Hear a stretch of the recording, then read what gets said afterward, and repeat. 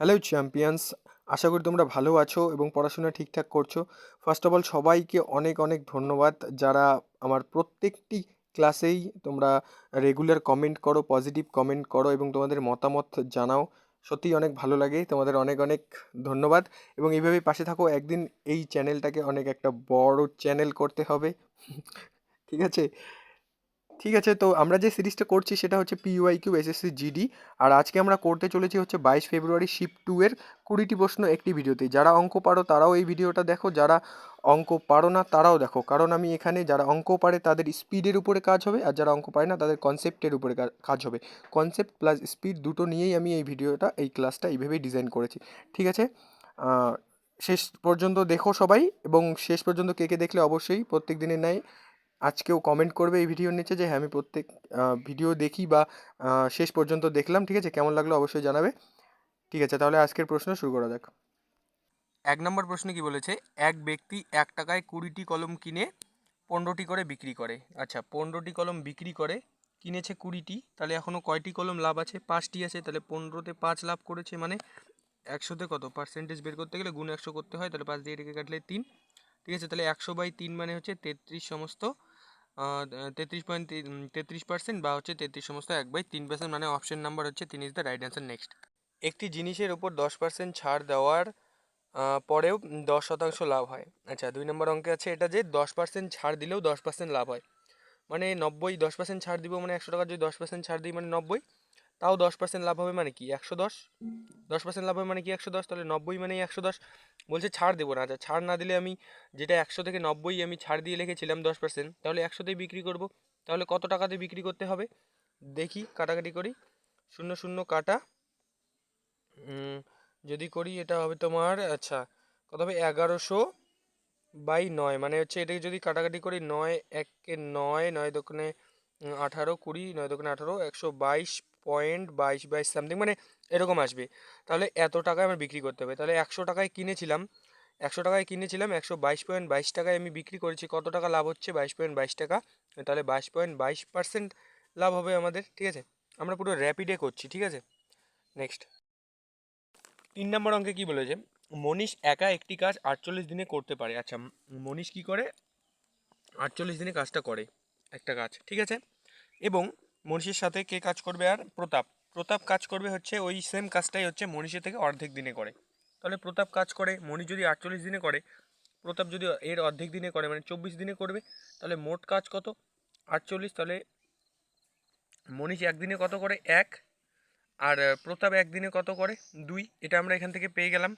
এবার বলছে যে মনীষ আর প্রতাপ একসাথে কাজ করবে। এবার মনীষ আর প্রতাপ যদি একসাথে কাজ করে তাহলে তারা 3 কাজ করবে একদিনে।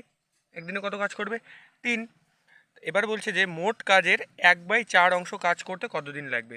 মোট কাজ 48, মোট কাজ 48, এর 1/4 অংশ কাজ করতে কতদিন লাগবে বলছে দুজনের। তাহলে এটা মোট কাজটা কত বের হবে? মোট কাজের 1/4 হচ্ছে 12 কাজ, তাহলে 12 কাজ করতে কতদিন লাগবে? একদিনে করে 3 কাজ, 12 কাজ করতে 12/3 কত? 4 দিন লাগবে। Option number B is the right answer. Next, 4 নম্বর অঙ্কে কি বলেছে, S1 এবং S2 দ্বারা প্রাপ্ত নম্বরের গড় S2 এবং S3 দ্বারা প্রাপ্ত নম্বর গড়ের 35 বেশি, গড়ের চেয়ে 35 বেশি। যদি S3 এর নাম্বার যদি 75 হয় তাহলে S1 এর নাম্বারটা আমাদের বের করতে হবে। আচ্ছা দেখো, এটা সেরকম কঠিন অঙ্ক না, কিন্তু দেখা যাক আমরা কীভাবে আর কি এটা ভাববো। তোমরা ভাবো, দেখো S1 এবং S2 যে নম্বরটা পেয়েছে তাদের নাম্বারের একটা গড় আছে। আমি ধরলাম S1 পেয়েছে হচ্ছে X নম্বর, আর S2 পেয়েছে হচ্ছে ওয়াই নম্বর। আমি এটা ভাবলাম। এবার এদের গড় যদি আমি বের করি, S1 আর S2-র গড় যদি বের করি, তাহলে এদের নাম্বারের কি যোগ করতে হবে? এক্স আর ওয়াই যোগ করলাম, আর তাদের যে কয়জন ছিল ওই কয়জন ভাগ করতে হবে, তাহলে 2 দিয়ে ভাগ করে দিলাম। এটা কি বেরিয়ে আসলো? এটা বেরিয়ে আসলো S1 এবং S2-র গড়। এই যে গড়টা আছে এটা কার সমান বলছে? এটা বলছে যে S3। আমি ধরলাম S3 আর নাম্বার ধরতে হবে না, কারণ S3-র নাম্বার 75 বলে দেওয়া আছে। তাহলে বলছে যে S2 আর S3 নম্বরের গড়ের চেয়ে 35 বেশি হচ্ছে এটা নম্বর। আচ্ছা, তাহলে S3-র নম্বর হচ্ছে 75, S2-র নম্বর হচ্ছে তোমার ওয়াই, তাহলে ওয়াই যোগ 75, এবং এদের গড় হচ্ছে 2 দিয়ে ভাগ করলে পেয়ে যাব এই যে গড়টা থেকে 35 বেশি। তার মানে এটা সমান সমান এটা। ঠিক আছে, এবার এটাকে যদি আমি সলভ করি কি হবে? আমি লিখতে পারি x + y/2 সমান সমান ওয়াই প্লাস 75 আর 35 দুগুণে 70/2। এটা কেমন করে করলাম? এটা তো লসাগু করবা, যদি লসাগু করো তাহলে এরকম আসবে। কিন্তু আমি তোমাকে বলি, যদি আমরা যে সমস্ত ভাঙাই 1+2/3 লিখলাম, তাহলে এটা কী করি? 3 যে গুণফলটা আসলো ওটার সাথে এটা যোগ করি। সেমভাবে আমি করলাম 35 দুগুণে 70, এই যে 70 লিখলাম, এটার সাথে এটা যোগ বসাই দিলাম, প্লাস আমার যে যোগ করেই বসাতে হবে এমন কোনো কথা নেই, আমি যোগ লিখেও বসাতে পারি, ঠিক আছে? এবার সমান সমানের নিচে নিচে কাটা যায়, উপরে উপরে কাটা যায়। এবার এদিকে কি থাকলো? x+y, আর এদিকে এটা থাকলো, তাহলে লিখি x+y, আর এই প্লাস ওয়াইটাকে এদিকে আনি, -y হয়ে যাবে, আর থাকলো 75 আর 70 145। তাহলে এখন প্লাস ওয়াই মাইনাস ওয়াই কেটে দাও, তাহলে এক্স এর মান কত আসলো? 145। আর আমরা এক্স কার নম্বর ধরেছিলাম? আমরা ধরেছিলাম হচ্ছে S1 এর নম্বর এক্স, আর জানতেও চেয়েছে x1 এর নম্বর কত, মানে S1 এর কত, তাহলে এক্স এর মান 145, তাহলে 145 হবে সঠিক উত্তর। এবার যদি বলতো যে S2 কত পায়, S3 কত পায়, এইটা তোমরা সবগুলো এখন বের করে নিতে পারবে। S3 তো কত পায় জানোই, তাহলে এক্স যদি 145 নম্বর, এক্স এর মান যদি 145 হয়, তাহলে S2 কত পাবে এটাও তোমরা এখন বের করে নিতে পারবে, ঠিক আছে? নেক্সট 6 নম্বরে কি বলেছে? একটি ক্লাসের 14 জন ছাত্রের গড় বয়স 17। আচ্ছা, একটি ক্লাসের 14 জন ছাত্র আছে, তার গড় বয়স আছে 17। দেখো আমি যেভাবে গড়ের অঙ্কগুলো করি তোমরা ওভাবে করার চেষ্টা করো, অনেক কম সময় হবে। যদি 32 বছর বয়সী একজন নতুন ছাত্র যুক্ত হয়, তাহলে একজন নতুন ছাত্র যুক্ত হবে, এখন ছাত্র কয়টা হয়ে যাবে? 15টা। তাহলে বলছে, আচ্ছা এই ছাত্রটার, এই যে একজন যুক্ত হলো, এই ছাত্রটার বয়স হচ্ছে 32, তাহলে 17 ছিল গড়, এর বয়স হচ্ছে 32, তার মানে এর কত বছর বয়স বেশি ভাই? 15 বছর বয়স বেশি, কারণ 17 আর 15 যোগ করলেই তো 32 হয়, 17 15 যোগ করলে 32 হয়। তার মানে যে ব্যক্তিটা যুক্ত হয়েছে তার তো 17 বছর আছে, এক্সট্রা কত বছর আছে? 15। এবার বলছে নতুন গড় কত হবে? এখন যে 15 জন ছাত্র হলো, এই ছাত্রগুলো নতুন গড় কত হবে তোমরাই বলো। 15 জন ছাত্র আর 15 হচ্ছে তোমার কি বলছে, বয়স হচ্ছে এক্সট্রা আছে, তাহলে এই 15 বয়সটা সবার মধ্যে 15 জনের মধ্যে ভাগ করে দেওয়া হবে। তাহলে 15 বয়স যদি 15 জনকে ভাগ করে দেই, সবাই কত করে বয়স পাবে? এক এক করে বয়স পাবে। আর সবাই যদি এক এক করে বয়স পায়, তাহলে 17 যে গড় ছিল, এই 17 গড়টাও এক বেড়ে যাবে, তার মানে নতুন গড় কি হবে? 18। ঠিক আছে, তাহলে এটার উত্তর কি হবে? 18, option number D right answer. Next নম্বর অঙ্কে কি বলেছে? কোনো মূলধনের উপর 8 বছরের জন্য 10% বার্ষিক সরল সুদ হয় 8,000 টাকা। তার মানে 1 বছরে যদি 10% সুদ হয়, 8 বছরে 8 গুণন 10 কত? 80% সুদ হবে। এই 80% সুদেরই দাম বলা আছে, মানে মান বলা আছে 8,000 টাকা সুদ হবে বলছে। তাহলে 80% যদি 8,000 হয়, কত গুণ? 100 গুণ। তাহলে 100% মানে কত টাকা রেখেছিলাম আমি? তাহলে 100 মানে 100 ইন্টু 100 মানে 10,000 টাকা রেখেছিলাম। তার মানে আমি পি এর মান পেয়ে গেলাম, আসল ছিল আমার 10,000 টাকা। এবার বলছে এই সেম টাকাটার উপরে 10% বার্ষিক হারে 3 বছরের চক্রবৃদ্ধি সুদ কত? তো আমি জানি যে 10,000 টাকা দেখলাম, এবার 10% হারে 3 বছরের চক্রবৃদ্ধি সুদের মান কত হয়? 33.1% হয়। এই পার্সেন্টটাকে তুলে নিচে 100 লিখলাম, এই দশমিকটাকে তুলে একটা শূন্য লিখলাম, তিনটে শূন্য কেটে দিলাম, তাহলে কত টাকা আমি সুদ পাচ্ছি? 3,310 টাকা। এটা হচ্ছে সঠিক উত্তর।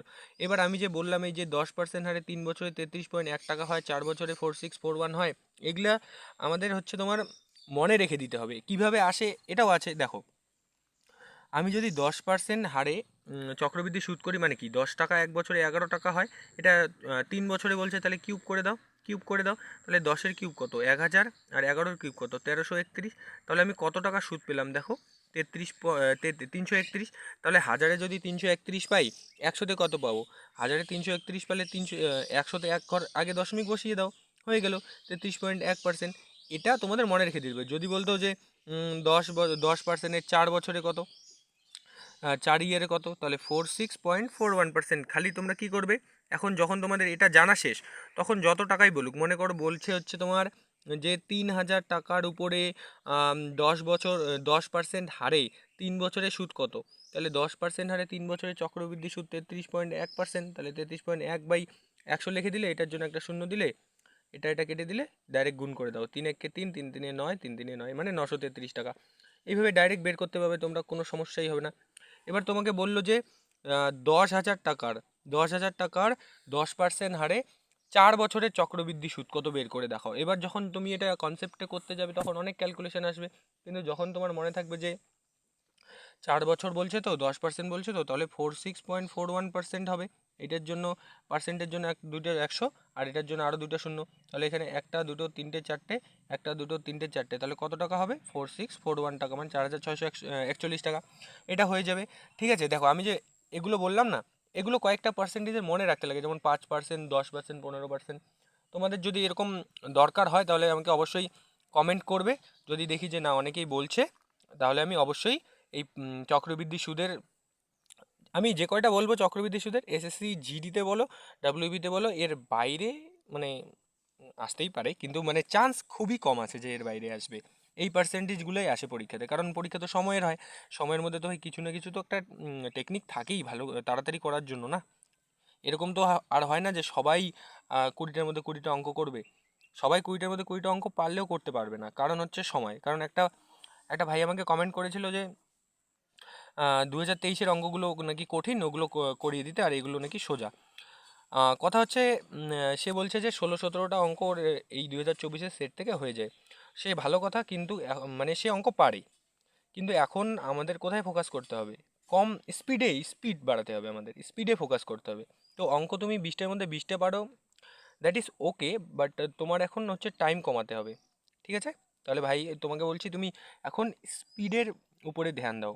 তুমি স্পিডে কাজ করো, ক্যালকুলেশনে কাজ করো, দশমিকের ক্যালকুলেশনে কাজ করো, ভগ্নাংশের ক্যালকুলেশনে কাজ করো, তাহলে হচ্ছে তোমার 100% স্কোর হবে। তার সাথে সাথে সবাই আমার এই সিরিজটা দেখতে থাকো আর শেয়ার করতে থাকো। ঠিক আছে, নেক্সট। হ্যাঁ, খুবই সোজা একটা প্রশ্ন। 5 বছরের জন্য একটি মূলধনের সরল সুদ মূলধনের 20%-এর সমান হয়। বাহ, মানে 5 বছরে হচ্ছে তোমার, মনে করো মূলধন আমাদের কি থাকে, 100% থাকে না, আমরা তো 100%ই ধরি ক্যালকুলেশনের জন্য। তাহলে 5 বছরে হচ্ছে, এটা হচ্ছে ইয়ার, মানে কি হয়, 5 বছরে হচ্ছে তোমার 20% হয়। 5 বছর কত পার্সেন্ট হবে? 20% হয়। বলছে 100, কি বলছে, হ্যাঁ, কত বছরে সুদ, মানে কত বছরে সুদটা মূলধনের সমান হবে। তাহলে 5 বছরে যদি সুদ মূলধনের 20% হয়, 100% হতে কত সময় লাগবে এটাই জানতে চেয়েছে। তাহলে এদিকে গুণ করে দেখলাম 5 গুণ, তাহলে এদিকেও গুণ করে দেও 5 দিয়ে, তাহলে কত বছর সময় লাগবে ভাই? 25 বছর। Option number 3 is the right answer. Next. এক ব্যক্তি একটি জিনিস কিনেছিলেন এবং 20% ক্ষতিতে বিক্রি করেছিলেন। আচ্ছা, আমি ধরলাম এক ব্যক্তি 100 টাকাতে একটা জিনিস কিনেছিল, সে 20% ক্ষতিতে হচ্ছে তোমার বিক্রি করেছিল, মানে 80 টাকায় বিক্রি করেছিল, এটা সবাই বুঝলাম। যদি তিনি 30% কম দামে কিনতেন, এবার এটা আমি সিপি দিলাম, এটা এসপি দিলাম, কারণ 100 টাকায় কিনেছি, 20% কম দামে বিক্রি করেছি, মানে 80 টাকায় বিক্রি করেছি। এবার বলছে 30% কম দামে আমি কিনবো।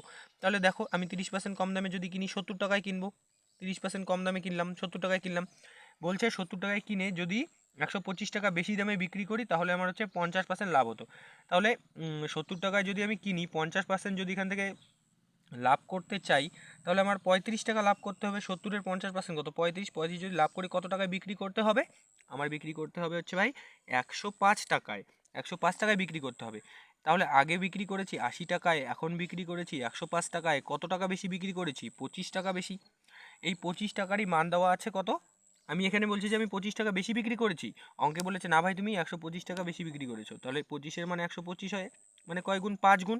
তাহলে বলেছে কি, যে জিনিসটির ক্রয় মূল্য কত?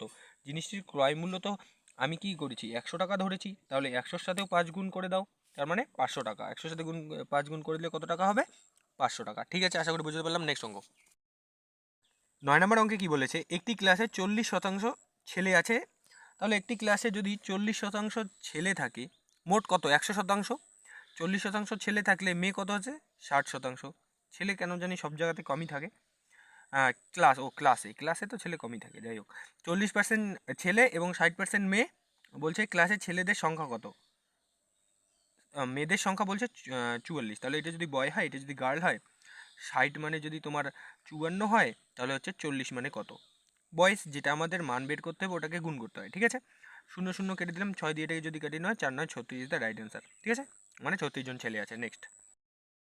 হ্যাঁ, এটা কি বলেছে, এক্স ওয়াই এবং জেড 3জন শিক্ষার্থী এক্স ওয়াই এর চেয়ে 40% বেশি নম্বর পায়। দেখো, পার্সেন্টেজ যে চ্যাপ্টারটা আছে না, ওটা যদি তোমাদের ভালো করে বেসিকটা ক্লিয়ার থাকে, আর অনুপাত সমানুপাতের যদি বেসিকটা ক্লিয়ার থাকে, তোমাদের অ্যারিথমেটিক তোমরা একদম ঝড়ের গতিতে উড়িয়ে দিবে, একদম খুঁজে খুঁজে এনকাউন্টার করবে এগুলো কোশ্চেন। ঠিক আছে, দেখো এক্স ওয়াই জেড, এখানে বলছে এক্স ওয়াই এর থেকে 40% বেশি নম্বর পেয়েছে। তাহলে 40% মানে কি? 40% মানে তো ভাই 2/5। ঠিক আছে, তোমরা এখন 40/100 করে কাটাকাটি করে দেখে নিবে। এটা র্যাপিড ফায়ার চলছে, এখানে স্পিডে অঙ্ক করতে হবে, যাতে তোমাদের অভ্যাস হয়ে যায় যে হ্যাঁ স্পিডে অঙ্ক করা সম্ভব। আর 60 মিনিটের পরীক্ষা তো, 80টা কোশ্চেন 35 মিনিটে পরীক্ষা দিয়ে বসে থাকবে। ঠিক আছে, এটা আমি খালি বলছি না, এটা সম্ভব। আমি যেগুলো বলি ওগুলো কোনো কাল্পনিক কথা না, ওগুলো আমার নিজের এক্সপিরিয়েন্স আর নিজের অভিজ্ঞতার দিয়ে বলি। ঠিক আছে, যাই হোক, আমার ভাষণ শুনে লাভ নেই, অঙ্ক করি। 40% যদি হয়, 40% মানে 2/5 হয়। এখন কে কার থেকে বেশি বলেছে? এক্স ওয়াই এর চেয়ে বেশি। তাহলে ওয়াই যদি 5 হয়, এক্স কত হবে? 2 বেশি হবে, 7 হবে।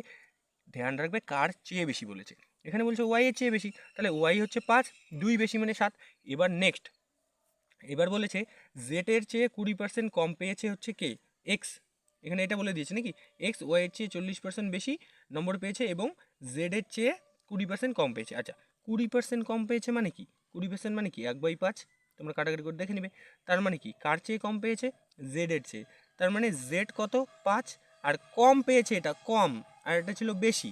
তাহলে এক্স কত হবে? এক্সের মান কত হবে এখানে বলো? এক্সের মান হবে 1 কম হবে 4 হবে। ঠিক আছে, তাহলে এবার আমাদের কি করতে হবে? এবার আমাদের রেশিওতে বানাতে হবে, রেশিও বানাতে হবে। তাহলে x is to Y is to Z বানাতে হবে। ঠিক আছে, x is to Y is to Z যদি বানাই তাহলে কি হবে? আমি দেখো এই দুটোর মধ্যে এখানেও এক্স আছে, এখানেও এক্স আছে, মানে এটা কমন আছে, তো এটা না মাঝখানে লাগো, তাহলে কি হবে? সুবিধা হবে, নাহলে অঙ্কটা ভুল হয়ে যাবে। মনে রাখবে, যেটা তোমার কমন থাকবে ওটা মাঝখানে লিখতে হবে। এটা তোমার প্রফিট লসের অঙ্কতেও অনেকবার আসে। ঠিক আছে, Y is to x is to, এখন যেদিকে যেটা লিখতে পারো জেড। তাহলে বলছে যে এক্স আর ওয়াই এর মান কত আছে? এক্স এর মান আছে 7, ওয়াই এর মান হচ্ছে 5, আর জেড এর মান হচ্ছে তোমার 4, আর এক্স এর মান হচ্ছে, সরি, এক্স এর মান হচ্ছে 4, জেড এর মান হচ্ছে 5। লিখলে এখন তো তোমরা পারোই এটা। তাহলে 4 5 20, 4 7 28, 5 7 35, এটা মান আসলো। এবার বলেছে, যে ওয়াই 480 নম্বর পায়, তাহলে জেড কত নম্বর পেয়েছে? তাহলে ওয়াই কোনটা ভাই? এটা। তাহলে ওয়াই যদি 480 পায়, কত গুণ ভাই? 24 গুণ। তাহলে বলছে জেড কত পেয়েছে, তাহলে এর সাথেও 24 গুণ করতে হবে। 5 24 120, শূন্য হাতে থাকলো 12, 3 24 72, আর 12 হচ্ছে 84, মানে 840 টাকা পায়। 1 নম্বর হচ্ছে ইজ দ্য রাইট অ্যান্সার। দেখো, এটা আমি এত বড় করে করলাম জন্য এত টাইম লাগলো, তোমরা যখন নিজে করবে না, এটা 1 মিনিটের ভিতরেই হয়ে যাবে ভাই। ঠিক আছে, আমার 3 মিনিট লেগে গেলো অঙ্কটা করতে, কারণ আমি বুঝিয়ে দিচ্ছি এর জন্য। ঠিক আছে, নেক্সট 8 নম্বর, সরি 11 নম্বর অঙ্কে কি বলেছে? 8 সেন্টিমিটার ব্যাসার্ধের কতগুলি গোলাকার বল, আচ্ছা গোলাকার বল 48 সেন্টিমিটার ব্যাসার্ধের একটি অর্ধগোলককে গলিয়ে তৈরি করা যাবে। আচ্ছা আচ্ছা, দেখো এখানে কনসেপ্টটা কি? এখানে বলছে যে একটা বড় বল আছে, ওটা যে বড় বলটা তৈরি করেছে ছোট ছোট অর্ধগোলক দিয়ে তৈরি করেছে। এবার তুমি বলো, অর্ধগোলক দিয়ে যে বড় বলটা তৈরি করেছে, ওই বড় বলটার তোমার আয়তন, মানে বড় বলটার, এই বড় বলটা যে তৈরি করা হয়েছে, এই বড় বলটা তো ছোট ছোট ছোট ছোট বল দিয়ে তৈরি করা হয়েছে না? তাহলে এই ছোট ছোট বলগুলো, সমস্ত ছোট ছোট বলগুলোর আয়তন আর এই বড় বলটার আয়তন নিশ্চয়ই সমান হবে। ইয়েস অর নো মিত্র? সমান হবে অবশ্যই। ঠিক আছে, তাহলে আমাদের এখন, আমি তো অনেকবার প্রত্যেকটা ক্লাসে যদি দেখো, এই গোলক বলো, সিলিন্ডার বলো, শঙ্কু বলো, চোঙ বলো, এই পরিমিতির এগুলো কোশ্চেন আসে, আর এগুলো কোশ্চেন অনেক সোজা হয়, একটু ক্যালকুলেটিভ হয়, কিন্তু তুমি যদি ক্যালকুলেশনটা জানো কীভাবে করতে হয়, তাহলে তোমার জন্য এটা ইজি হয়ে যাবে। দেখো, যদি 20টা প্রশ্নের মধ্যে 17টা কোশ্চেন যদি ইজি থাকে না, 3টা কোশ্চেন যদি কঠিন থাকে, তাহলে ওই 3টা কোশ্চেন যে করবে সে কিন্তু মেরিট থেকে এগিয়ে থাকবে। ঠিক আছে, ওই 3টে কোশ্চেনকেই মেন ফোকাস, 17টা তো সবাই করবে। ঠিক আছে, নেক্সট মানে এটাই আর কি। তো এখন কি বললাম আমি? আয়তনটা সেম হবে, এরকম যখন আলাদা আলাদা জিনিস থাকবে আয়তনটা সেম হবে। তাহলে গোলকের আয়তন কি ভাই? 4/3 পাই আর কিউব। এবং অর্ধগোলকের আয়তন কি? তার অর্ধেক হবে, তাহলে 2/3 পাই আর কিউব। ঠিক আছে, এখানে আমি দেখতে পাচ্ছি পাই, এদিকেও দেখতে পাচ্ছি পাই, কাটা দিলাম। এখানে দেখতে পাচ্ছি 3, এখানে দেখতে পাচ্ছি 3, কাটা দিলাম। এখন আমার কাছে থাকলো 4, এখন আমি দেখতে পাচ্ছি হচ্ছে 4 ইন্টু আর কিউব। তাহলে গোলকের আর কিউব যদি বলছে গোলকের ব্যাসার্ধ, তাহলে আর মানে ব্যাসার্ধ, তাহলে আর এর মান কত আছে? গোলকের আর এর মান দেওয়া আছে হচ্ছে 8। তাহলে আর 8-এর কিউবকে না লিখে, দেখো 8-এর কিউব লিখবে না, 512 লিখলে কিন্তু কাটাকাটি করতে সমস্যা হবে। তার জন্য আমি কি করলাম, আমি এটা লিখে দিলাম 8 ইন্টু 8 ইন্টু 8। পরেরটা কি বলছে? আছে 2 গুণন, পরেরটা আছে 48, 48 ইন্টু 48 ইন্টু 48 লিখে দিলাম। ঠিক আছে, এখন এটা কাটাকাটি মাচাও, 2 দিয়ে এটাকে কাটো 2, 2 দিয়ে এটাকে কাটো 24, এই 8 দিয়ে এটাকে কাটো 3, এই 8 দিয়ে এটাকে কাটো 6, এই 8 দিয়ে এটাকে কাটো 6, মানে কত আসলো 6 6 36 গুণন 3 108 ইজ দ্য রাইট অ্যান্সার। ঠিক আছে, নেক্সট অঙ্ক, তিনটি সংখ্যার যোগফল 123। আচ্ছা, প্রথম ও দ্বিতীয় সংখ্যার অনুপাত, এটা প্রথম সংখ্যা, এটা দ্বিতীয় সংখ্যা, অনুপাত কি দেওয়া আছে 3:4, সংখ্যা আছে কয়টি 3টি, তাহলে তৃতীয় সংখ্যাও থাকবে, এবং দ্বিতীয় এবং তৃতীয় সংখ্যার অনুপাত 3:5, 3:5। এটা আবার 3:5 আবার এই 4কে মুছে 3 লিখে দিও না, 4-এর নিচে 3 হবে, এটা সবাই জানে। ঠিক আছে, 3 3 9, 3 4 12, 4 5 20, এটা আসলো আমার অনুপাত।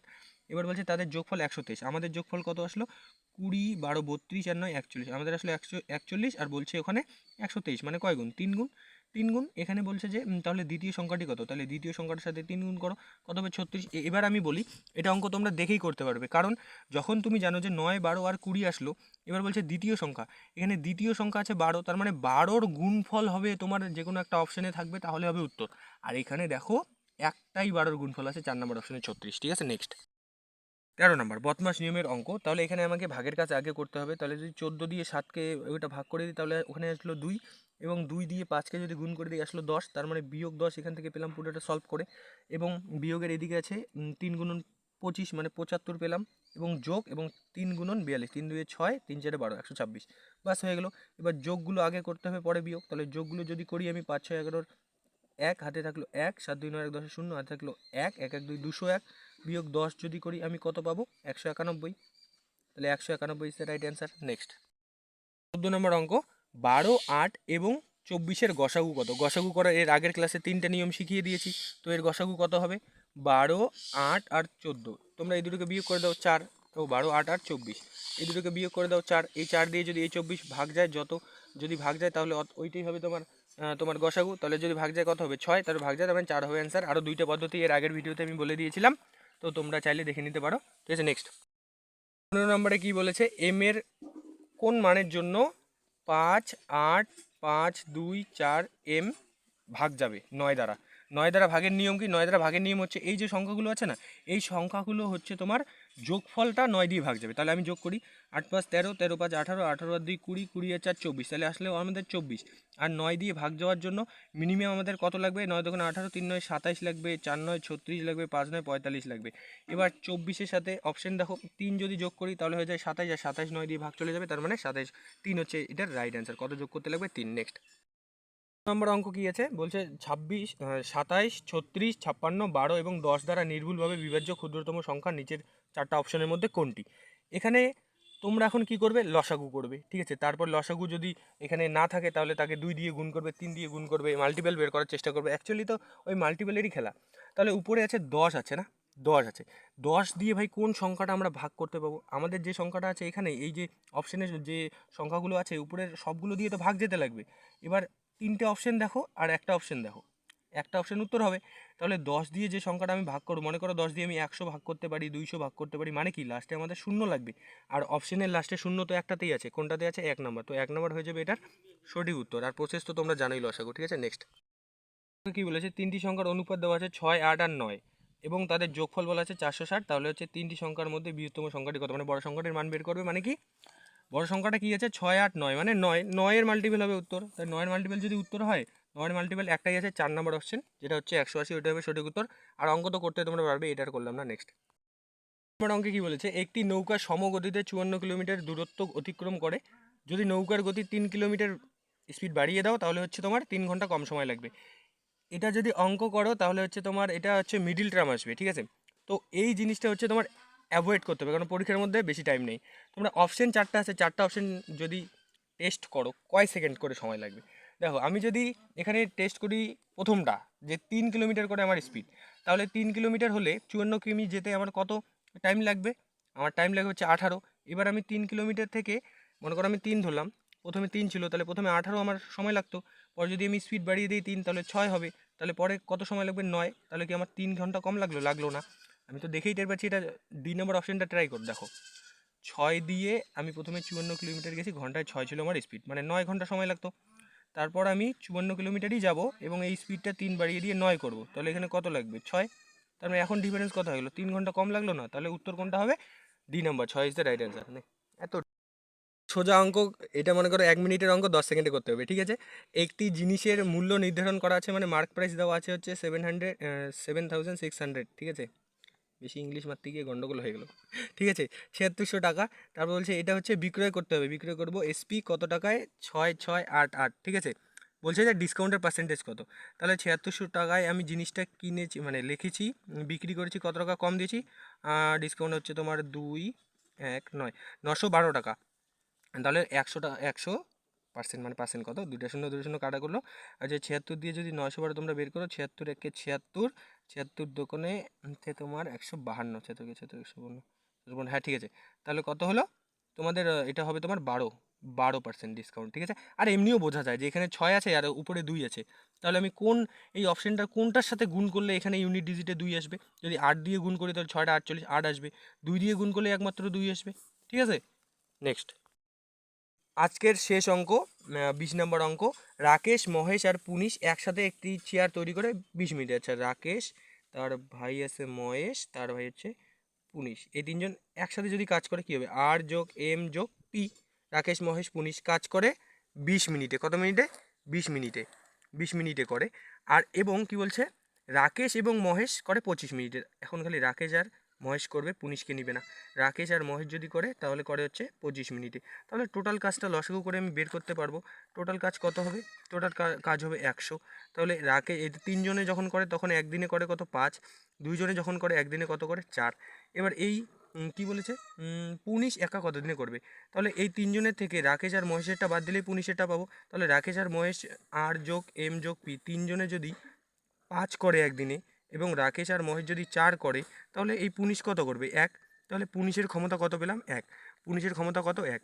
তাহলে টোটাল কাজ হচ্ছে 100, পুনিশের ক্ষমতা হচ্ছে 1। তাহলে কতদিন সময় লাগবে, 100। তো এই ছিল আজকের 20টি অঙ্ক। ক্লাসটি ভালো লাগলে অবশ্যই শেয়ার করে দিও আর চ্যানেলটাকে সাবস্ক্রাইব করে নিও। আর পড়তে থাকো, পরীক্ষার আর বেশি দিন নেই, যতটা সম্ভব তার থেকে বেশি পড়ো। অল দ্য বেস্ট, দেখা হচ্ছে পরের ক্লাসে, বাই।